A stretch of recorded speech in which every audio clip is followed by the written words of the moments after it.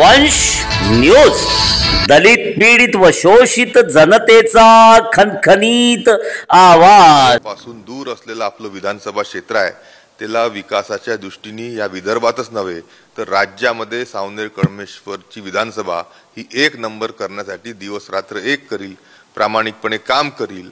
माझ्या सावनेर कळमेश्वर विधानसभेच्या जनतेने जो विश्वास माझ्यावर टाकलाय त्याला कुठेही तडा न जाऊ देता इमाने इतबारे प्रामाणिकपणे आशिष देशमुख या भागाच्या विकासाकरता, या आपल्या आमच्या भागाच्या जनतेच्या विकासाकरता सातत्याने तत्परतेने काम करेल।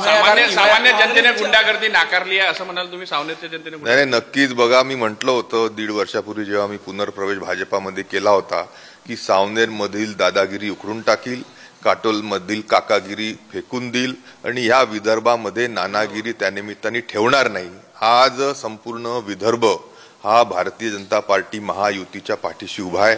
काँग्रेसचा आणि महाविकास आघाडीचा दारुण पराभव त्यानिमित्ताने झाला आहे। विदर्भ हा विकासासोबत उभा आहे, भाजपासोबत उभा आहे, महायुतीसोबत उभा आहे। नक्कीच विकासाला गती देण्याचं काम आम्ही सर्वजण मिळून विदर्भातील प्रत्येकच विधानसभा क्षेत्रामध्ये करू। बँकेत बुडालेल्या पैशाच्या शेतकऱ्यांना न्याय मिळाला असं म्हणा, न्याय दिला नाही? बघा, न्यायालयाने त्यांना दोषी ठरवलं होतं, आज जनतेने देखील त्यांना दोषी ठरवलं। आमचा व्हिडिओ जास्तीत जास्त लाईक करा, शेअर करा आणि आमचे YouTube चॅनल सबस्क्राईब करा।